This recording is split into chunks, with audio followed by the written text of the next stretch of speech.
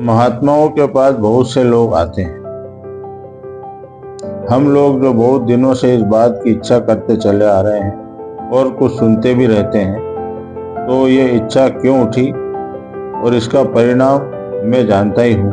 और मैं पहले भी यह बात कहा करता था कि एक जमाना आ रहा है कि प्रायः आदमियों को महात्माओं की खोज पैदा होने वाली है, और जब वे सुनेंगे तो सड़कों के ऊपर, गांवों में, कस्बों में भाग भाग करके निकल आएंगे और उनके पास बैठेंगे। और मैं ये देखता हूँ कि आज से 10 वर्ष और 5 वर्ष पहले का ही आपको बता रहा हूँ कि 5 वर्ष पहले की बात है, अब की नहीं है। यहाँ तक कि यदि किसी गांव में महात्मा के नाम का प्रचार लोग सुन लेते तो इस बात का प्रचार करते थे कि चलो भाई थोड़ा सत्संग सुनने के लिए चलें, तो कोई आता नहीं था। कोई एक आध कहीं से आ गया तो वो भी चला जाता था। और अब मैं देखता हूँ कि जिस गांव और कस्बे में प्रचार हो जाता है कि फलानी जगह महात्मा आ रहे हैं, तो लोग सड़कों के ऊपर भागते हुए चले आते हैं। तो अब दशा बदल गई। मैं भी देख रहा हूँ कि हमारे बहुत से गाँव के लोग सत्संग सुनने आए हुए हैं। यकीनन तमाम लोग सड़कों से ऊपर चल करके गांव से यहाँ आ रहे हैं और ये भीड़ हो गई है।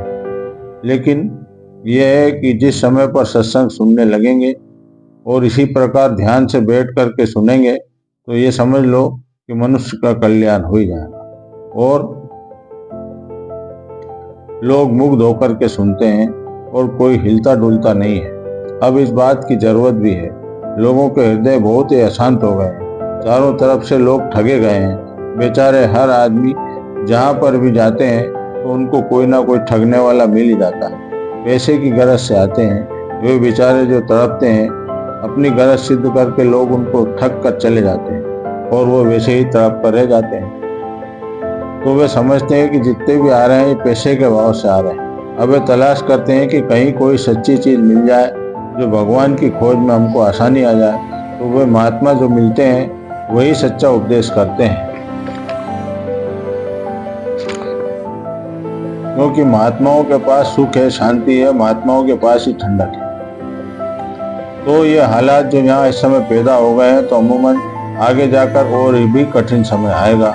यह चीज जो थोड़े दिनों बाद मैं पहले ही कहा करता था कि आगे जाकर के मेरी बात बिल्कुल सही और सत्य होगी और लोगों को सत्संग की कदर होगी।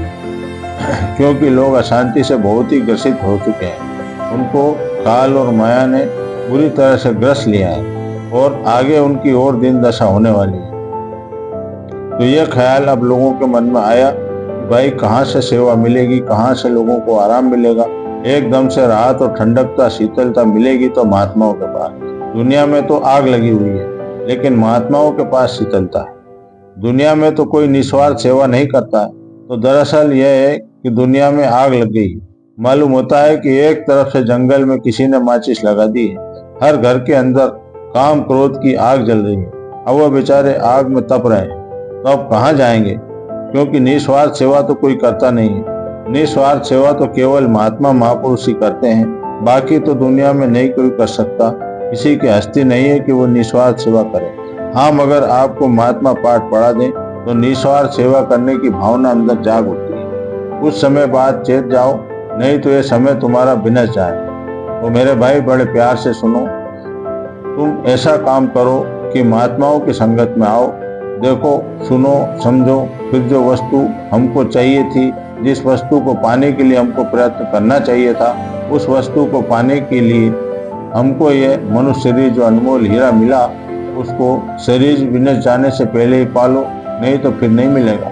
फिर चाहे 2 दिन, 4 दिन, 2 बरस, यह शरीर विनष्ट जाएगा। यह मनुष्य शरीर की प्राप्ति फिर हरगिज नहीं हो रही है। क्योंकि तुम जरा सा भी अपना नक्शा उठा करके देख लो कि क्या तुमसे कभी कोई अच्छा कर्म बना था। जिस दिन से पैदा हुए हो और लोगों से व्यवहार में उतरे, उसी दिन से हमारे कर्म जितने अशुभ होते चले जा रहे हैं, अशुद्ध हो गए। तो क्या हम इस बात के जिम्मेदार नहीं हैं?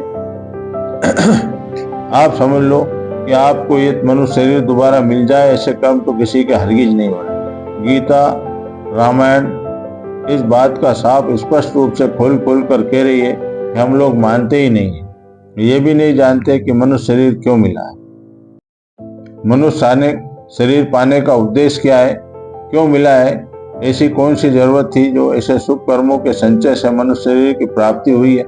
तो ये महात्मा ही बताएंगे कि मनुष्य शरीर का लक्ष्य क्या है।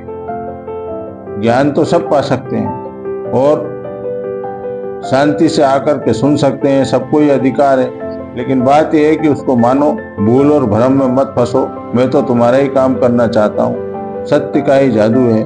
महात्माओं के पास एक सत्य की शिक्षा है, सबको वो प्यार से सुनाते हैं, सबका अच्छा चाहते हैं, सबका कल्याण चाहते हैं। यह केवल महात्मा ही कर सकते हैं।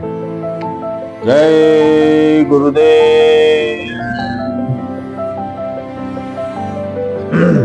प्रेमी जनों, गुरु महाराज की कृपा से हमको सत्संग का सुख मिलता है, क्योंकि सत्संग ही ज्ञान का सरोवर है। जब इसमें कोई व्यक्ति स्नान कर लेता है तो उसकी अज्ञानता दूर हो जाती है। अज्ञानता क्या है कि वो इस जगत को सत्य मानने लगता है, क्योंकि ये तो रोज बदलता है। यहाँ के रहने वाले लोगों के व्यवहार रोज बदलते हैं, यहाँ के रहने वाले कर्म रोज बदलते हैं, यहाँ की रहने वाली जितनी भी चीजें हैं वो रोज उनमें परिवर्तन होता है, चाहे वो स्थायी हो या अस्थायी हो, व्यक्ति हो या सामान हो या पशु हो पक्षी हो, सबके अंदर रोज परिवर्तन होता है। तो ये तो एक असत्य का पसारे वाला देश है। हम जहाँ से आए वो तो सत्य देश है, वो जैसा था वैसा ही है और आगे भी रहेगा। लेकिन बात यह है कि हमको उस सत्य को जानने की खोज पैदा नहीं हुई। यही महात्मा महापुरुष अभी कह रहे थे सत्संग के दौरान कि देखो, महात्माओं के पास जाओ तो वो तुम्हें सत्य का बोध कराएंगे, सत्य का ज्ञान कराएंगे, तब तुम्हें ये पता लगेगा कि हमारे जीवन का असल मकसद क्या है। अभी तो स्वामी जी महाराज ने जैसा फरमाया कि भाई हर एक घर में आग लगी हुई, जिस तरह से आग लग रही है, काय की, एक तो असंतोष की, क्रोध की, लोभ की, मोह की, लोगों के अंदर से प्रेम, सद्भाव और सेवा की भावनाएं समाप्त होती जा रही हैं। एक तरह से मशीनी मानव हो गया है। एक मशीन में जिस तरह से आजकल कंप्यूटर में डाटा फीड कर दिया, वैसा का वैसे प्रोडक्ट बाहर आ जाता है।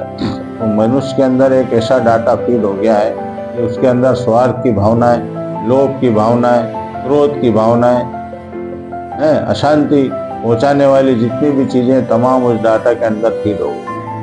तो जो भर दिया गया दिमाग में उसी का प्रोडक्शन हो रहा है। घर घर में इस तरह से आग लगी हुई है। अब शांति और ठंडक मिले तो कहाँ मिले। महात्माओं को तो लोग ढोंगी कहते हैं, उनके पास जाना नहीं चाहते, उनकी शिक्षाओं को सुनना नहीं चाहते, उनकी बातों को मानना नहीं चाहते, बस अपना ही पुरानी रूढ़िवादी जो परंपराएं चली आ रही है, जिनसे आज तक उन्हें कुछ नहीं मिला, फिर भी उसी में लिप्त होकर के उसी में डूब रहे हैं। आज तक कोई मिला नहीं किसी को, लेकिन लोग उसी को मान करके उसी के आधार पर जीवन को जीना चाहते हैं। जबकि ठंडक और शांति तो महात्माओं के पास है। तो जिधर जा रहे हैं उधर तो आग लगी हुई है। जगत में जा रहे हैं, सामानों में सुख ढूंढ रहे हैं, औरत आदमी में सुख ढूंढ रहे हैं, बच्चों में सुख ढूंढ रहे हैं, उधर से मिल नहीं रहा। तो इस तरह से प्राणी अशांत होकर के भटक रहा, उसको कोई भी रास्ता दिखाई नहीं देता। तो ऐसा रास्ता केवल महात्मा महापुरुष ही बता सकते हैं, जिससे कि आप शांत हो और अंदर से शांत हो जाएं। धीरे धीरे अंदर के घटके विकार भी शांत होना शुरू हो जाते हैं। जब आप उस ठंडक से जुड़ोगे तो सारे विकार ठंडे हो जाएंगे, लेकिन उनको विकारों के अग्नि में झोंक दोगे खुद को, तो ये सारे विकार गर्म हो जाएंगे, फिर आपको जलाएंगे, परेशान करेंगे, और आप परेशान होकर इसी में फंसे रहोगे।